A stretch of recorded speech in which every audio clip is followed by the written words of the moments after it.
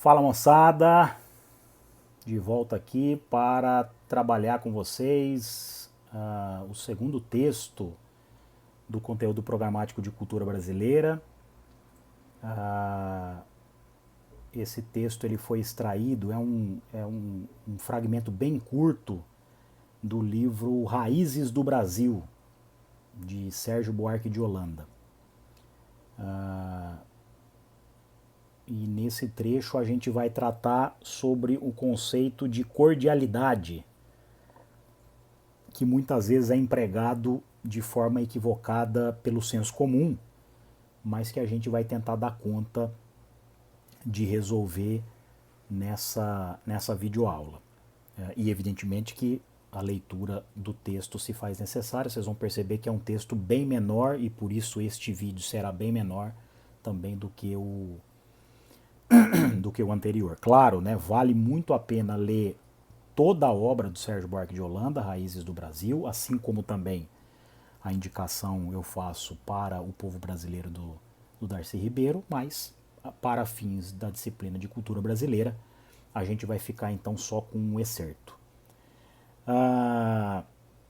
Muito bem, então qual é a grande confusão que se tem? E aqui a gente vai confrontar a cordialidade do ponto de vista do senso comum, o termo que a gente usa sem muito critério, com esse termo agora problematizado especialmente pelo Sérgio Buarque de Holanda. Antes que possa surgir alguma coisa, porque o sobrenome é familiar, né? Eu inclusive na aula anterior indiquei para vocês uma música do Chico Buarque de Holanda. O Sérgio Buarque de Holanda é pai do Chico, né? E o Sérgio Buarque de Holanda, por sua vez, é filho do Aurélio Buarque de Holanda, que é o sujeito que dá nome ao principal dicionário da língua portuguesa, né? Pelo menos da língua portuguesa aqui no Brasil. Né? Não tenho conhecimento se em Portugal, na Angola, em Moçambique, o dicionário Aurélio é tão bem quisto como aqui no Brasil, mas provavelmente não, até porque dentro da língua portuguesa falada no nosso país há termos, há palavras distintas daquelas que são pronunciadas em outros países de língua portuguesa. Tá? Mas é isso, o Aurélio Buarque de Holanda teve o Sérgio Buarque de Holanda como filho, que é o autor deste nosso texto, que por sua vez teve como um dos seus filhos Chico Buarque de Holanda, que vale a pena ouvir a discografia toda do Chico, que a gente aprende inclusive muito sobre o Brasil e sobre as características culturais da sociedade brasileira. Tá?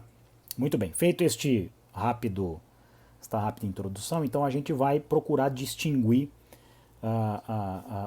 o que é propriamente a cordialidade. Né? O que o Sérgio Buarque de Holanda quer dizer quando se refere ao brasileiro como um homem cordial. Né? E eu já até pontuo, porque é esta expressão que está localizada no livro, mas a gente costuma desprezar, né, quando o homem é utilizado no sentido de ser humano. Tá? Então, aí ou a gente utiliza indivíduo, ou a gente utiliza, enfim, outros termos que não propriamente o homem, para não parecer que a gente só está falando do homem propriamente aí enquanto gênero e não da mulher.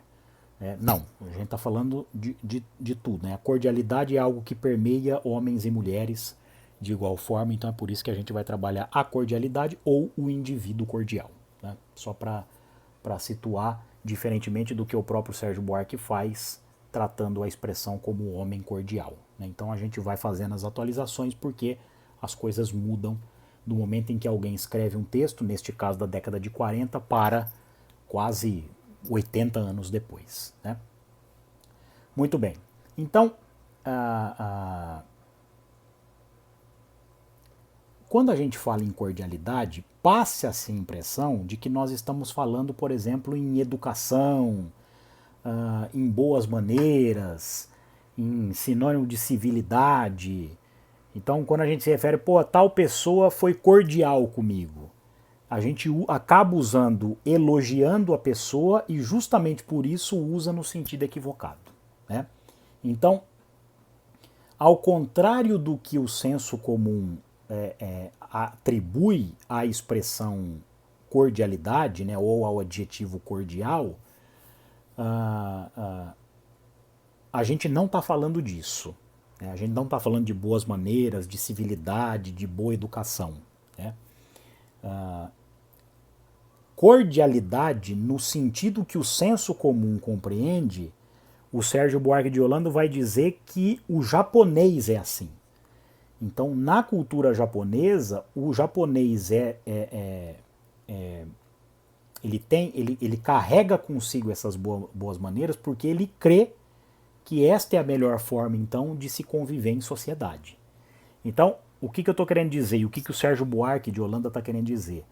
Que neste caso a cordialidade não é uma forçada de barra, não é uma encenação, não é, em outras palavras, uma mentira. Né? Não é uma fantasia, não é uma máscara que o japonês coloca para parecer ao outro que ele é educado. Não, o japonês simplesmente faz isso. Né? Eu cheguei a ouvir, inclusive, de pessoas que conheceram o Japão recentemente, que eles são capazes de abandonar uma rota pela qual estavam seguindo só para esclarecer um certo trajeto que você, que não é morador do Japão, nem sequer é japonês, não conseguiria fazer sozinho. Né? Então, para citar aqui um paralelo, só para a gente entender, é como se eu estivesse saindo, por exemplo, do centro de Cuiabá para ir ao FMT e eu encontro estrangeiros que perguntam como fazem para chegar ao bairro Goiabeiras, por exemplo, né, que seria ali uma rota completamente oposta. O japonês é capaz de fazer isso, é capaz de abandonar a sua rota, sua trajetória, para atender a uma necessidade muito específica e pontual de pessoas que não são japonesas, né, que não vivem no Japão. Né? E fazem isso porque tem internalizado consigo que é importante ser assim. E isso então a gente traduz como uma gentileza, né? Enfim, como um gesto de civilidade. Caramba, né? Ele estava indo para um outro caminho e decidiu ir para o caminho oposto só para não permitir que eu me perdesse. Né? Quando coisas assim acontecem no Brasil, segundo o Sérgio Buarque de Holanda, isso não acontece tendo como finalidade a civilidade, a boa maneira, a educação, a gentileza. Isso, na verdade, é feito porque quem faz isso, no caso nós brasileiros, talvez o Sérgio Buarque tenha sido muito rigoroso até, né? Mas evidentemente a gente consegue identificar distinções entre a cultura japonesa e a cultura brasileira. Então, por trás desta máscara, e é isso que o Sérgio Buarque diz, no Brasil a cordialidade é uma máscara, é uma fantasia, uma mentira. Por trás então desta persona, que é uma máscara, tem ali um interesse. De modo que, se o sujeito cordial, aqui entre aspas, né, não tivesse esperando algo em troca da cordialidade dele, cordial não seria. Né? Então, quer dizer, ele só se presta à cordialidade porque espera, porque enxerga que é possível extrair daquela relação de gentileza algum benefício. E é essa distinção que ele faz em relação, por exemplo, à cultura japonesa. A cultura japonesa é cordial sem esperar em troca nada.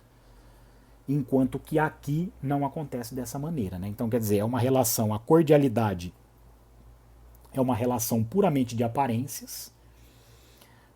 Tanto que ele traz ali, né, ipsis literi, vocês vão encontrar num trecho do texto, a seguinte frase, né? Ferir primeiramente olhos e ouvidos. Quer dizer, o que é suficiente então para a cordialidade brasileira, digamos assim, é aquilo que está no âmbito da aparência. Quer dizer, se você está fazendo de bom coração, sem esperar nada em troca, isso não é importante. Né? O importante é aquilo que aparenta, não aquilo que de fato é.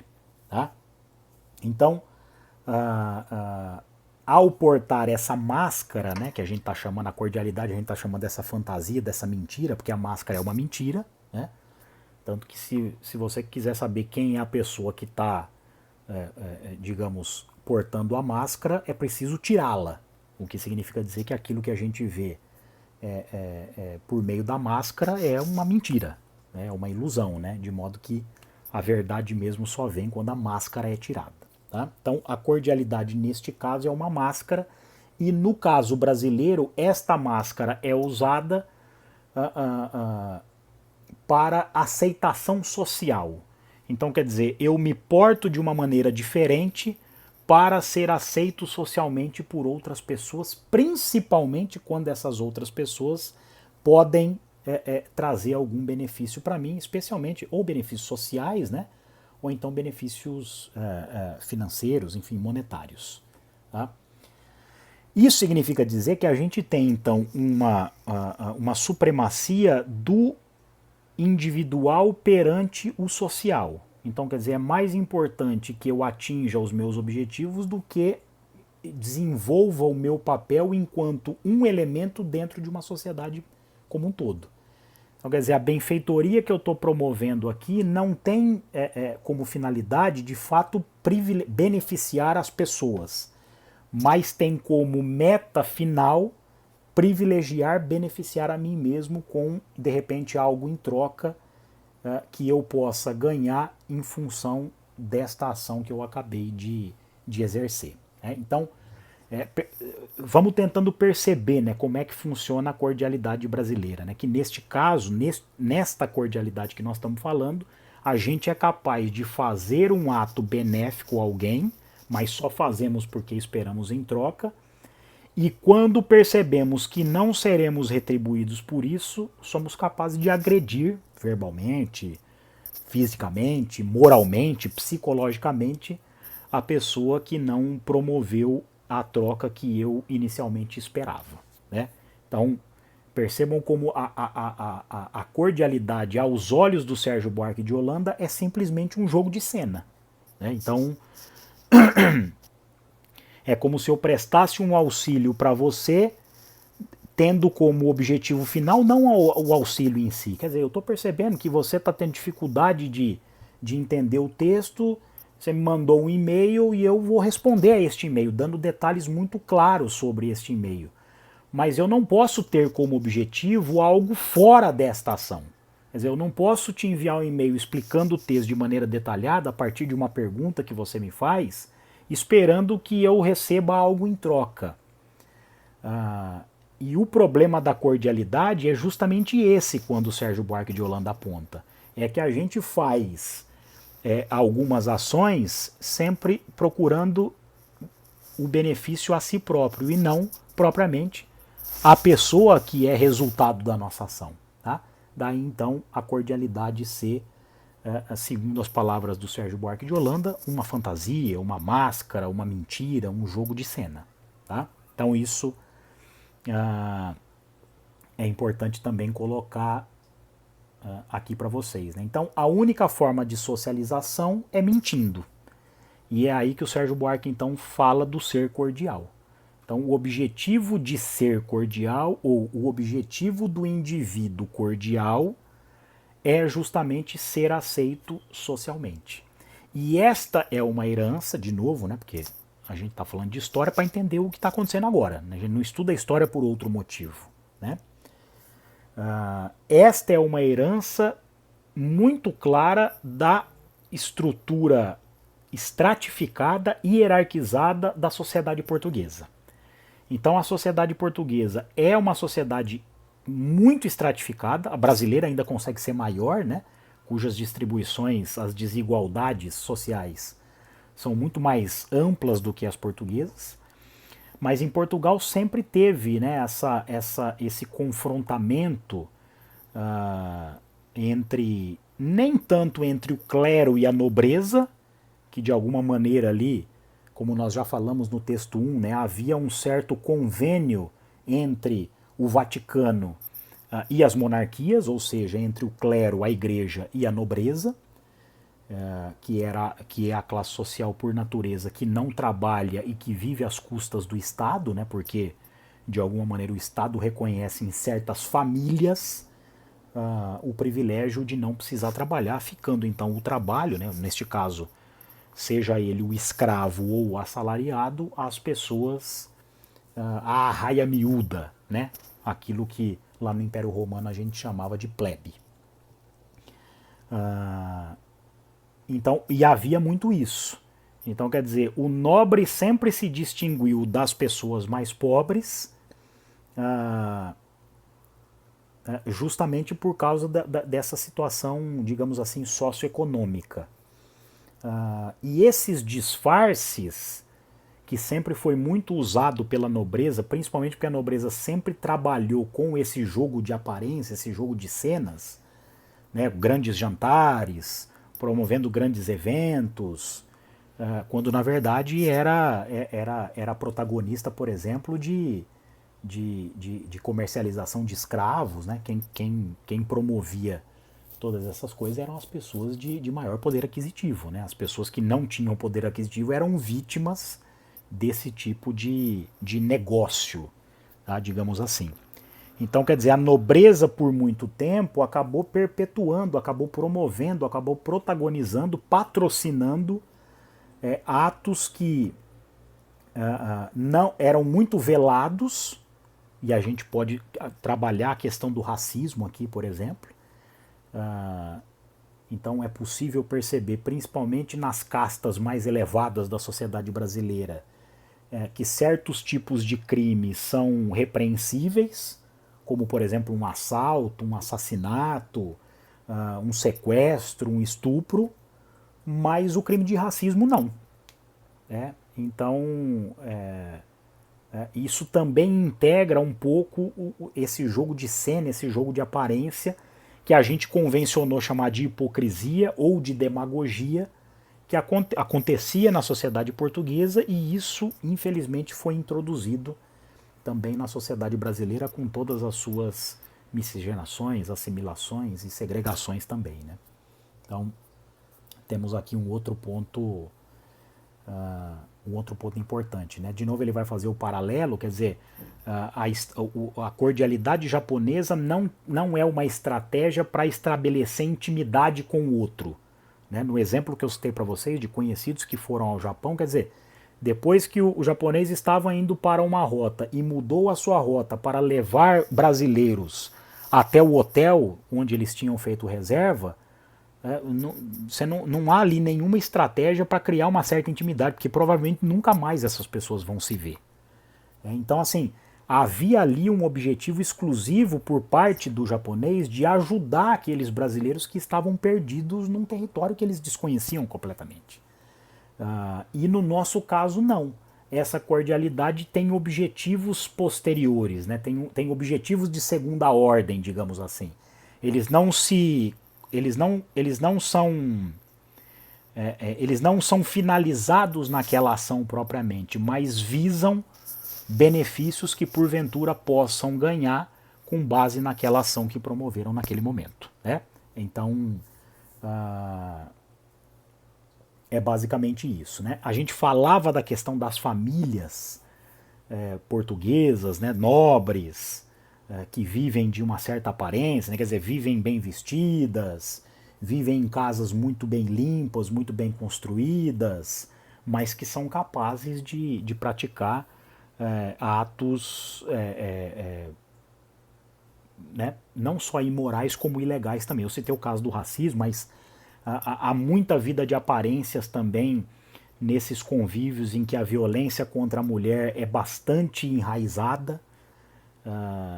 E a gente chega até a falar assim, caramba, eu jamais pensava que tal pessoa violentasse a sua esposa como agora tá claro, né? Justamente porque essa vida de aparências é uma herança que vem de muito tempo. E a questão da família sempre foi muito importante. Aqui em Cuiabá também acontece, mas eu, por exemplo, que cresci numa cidade muito pequena do interior de São Paulo, 10 mil habitantes, sempre que eu chegava a algum lugar, né, eu era guri, tinha lá 8 anos de idade, 10 anos de idade, uma pessoa já mais antiga, que tinha nascido, vivido o tempo inteiro ali no município, sempre perguntava para mim, você é filho de quem? Em Cuiabá eu já percebi que ainda assim acontece, né? Embora Cuiabá seja uma cidade muito maior, se a gente somar aí com Várzea Grande, já que as cidades são geminadas praticamente, só separadas por um rio, a gente tem aí 1 milhão de habitantes, mas mesmo assim em Portugal a questão familiar é muito importante. Então assim, não importa muito quem você é como indivíduo. Se você for de uma família importante, conhecida, abastada, você é aceito socialmente. Né? Em contrapartida, se não for de uma família conhecida, vai ser visto com com uma certa ressalva, a despeito da pessoa poder ser perfeitamente muito honesta, né? Enfim, muito correta naquilo que precisa ser feito, né? De não transgredir a lei, de não cometer nenhum ato imoral, mas se não for de uma família conhecida, vai ser visto no mínimo com uma certa ressalva, no máximo vai ser rechaçado de uma certa nata, né? E é por isso que a gente chama, quando a gente se refere à nata, né? Porque quando a gente está fervendo o leite, a nata acaba ficando por cima.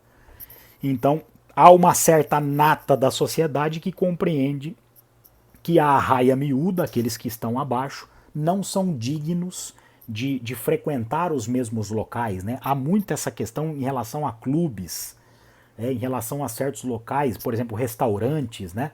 Às vezes a gente tem até dinheiro para comer num certo restaurante, para frequentar um certo local, mas o local é tão imponente que a gente se sente meio intimidado. Fala, não, isso aqui não é para mim. Né? Quando na verdade não é para você se você não tem um dinheiro para consumir o produto que tem lá. Né? E também se for também um local em que se pode estar sem precisar pagar para entrar ou para consumir nada, é liberado para todo mundo. Né? Não pode haver distinção em relação à faixa etária. Tá? Então esta vida de aparências acaba então criando também um vetor muito emotivo. Então, por exemplo, eu estou falando aqui, né? Não basta que você tenha o dinheiro para consumir o produto que aquele estabelecimento vende, mas é preciso então que haja um vínculo emotivo, afetivo entre quem comercializa e quem compra. Tá? Então o livro vai trazer, né? Ética de fundo emotivo. Para fidelizar o freguês é preciso virar amigo dele. Se a gente for parar para pensar, e no caso do Brasil é muito isso, né? O que é importante para um freguês? É ter dinheiro para comprar o produto que está exposto na prateleira. O que é importante para o comerciante? Independentemente de que bairro o freguês more, se ele é branco ou negro, se ele é homossexual ou heterossexual, é se ele tem o dinheiro para comprar o produto dele. Quer dizer, seja a pessoa que for, tem os 10 reais para comprar um produto que vale 9, o comerciante vende o produto, é isso que deveria importar mais. Mas no caso do Brasil, segundo o Sérgio Buarque de Holanda, não é bem isso que ocorre, e ele vai citar as relações comerciais como exemplo disso. Né? Então é preciso muito mais do que essas relações mais pragmáticas, né, digamos assim, os mais diretas dentro do território brasileiro. Tá? Então, agora, tem os aspectos positivos. Então, primeiro, né, a gente não precisa, como eu falei para vocês, né, não há uma relação pragmática. É bom que não seja. Imagina se a gente, para qualquer relação, por exemplo, bastasse, no exemplo que nós estamos citando, ter o dinheiro. De repente você conhece alguém, bate um papo. Isso é muito também do brasileiro. Fora do país, as pessoas que já foram, né? Eu não posso. Por isso que eu estou falando, eu sempre cito outras pessoas, porque eu não tenho essa vivência, né? Nem de uma cultura asiática, nem de uma cultura europeia. Mas quem fala afirma isso, atesta que as relações elas não são tão humanas como as brasileiras. Então percebam também, né, que essa cordialidade brasileira também tem os seus aspectos positivos, né? No sentido de que a gente se permite uma intimidade muito grande, mesmo com pessoas que a gente mal conhece. Isso também pode ser ruim. Reparem, né, como a gente não consegue nem definir por um lado nem por outro. Mas a gente está pontuando aqui as características. Né? Não é uma relação mecânica, robotizada.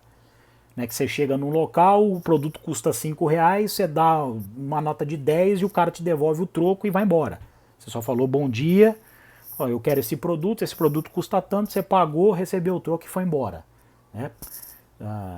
É mais comum ser assim em outras culturas. Na brasileira não. Né? Na brasileira a gente vai estabelecendo uma certa intimidade até com quem frequenta o elevador durante 10 segundos com a gente, seja num shopping, num prédio comercial ou até num empreendimento residencial. Né?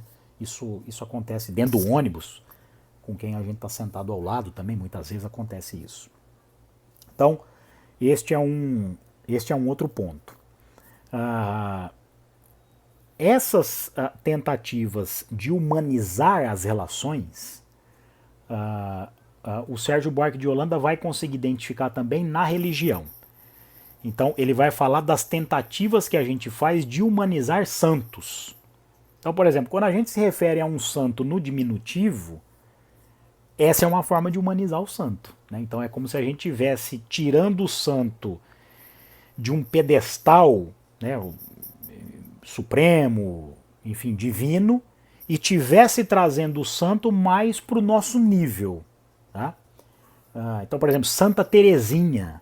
Caramba, meu, olha só, né, que legal. A gente chama uma santa pelo diminutivo. Como a gente chama uma vizinha nossa, né, um amigo nosso. O santo casamenteiro, Santo Antônio, é chamado por muita gente de Santo Antoninho, é também pelo diminutivo.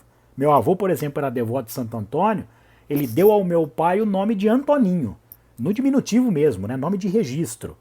E deu ao meu pai o nome de Antoninho em homenagem ao santo a quem ele se referia como Santo Antoninho, no diminutivo. Quer dizer, é uma tentativa muitas vezes imperceptível que a gente tem de humanizar coisas que estão muito distantes.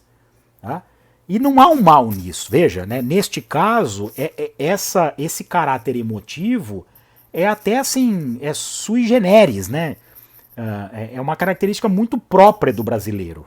É interessante isso, né? Serve até como forma de caracterizar como um traço cultural da identidade brasileira. Tá? Então vejam como a gente aqui também não está para fazer juízo de valor a todo momento, mas a gente vai constatando as coisas.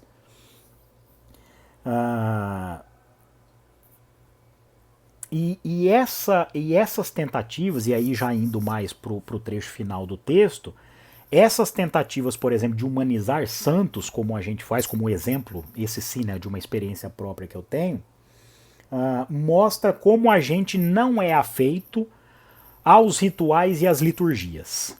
Né? Então, por exemplo, se discute muito, e isso é um ponto negativo. Tá? É claro que a gente quebra protocolos, né, rompe barreiras com isso, mas é importante não confundir as coisas. Por exemplo, aí cito um caso especificamente meu. Eu ocupo na Universidade Federal de Mato Grosso o cargo de coordenador de curso. Né? Eu sou um servidor federal,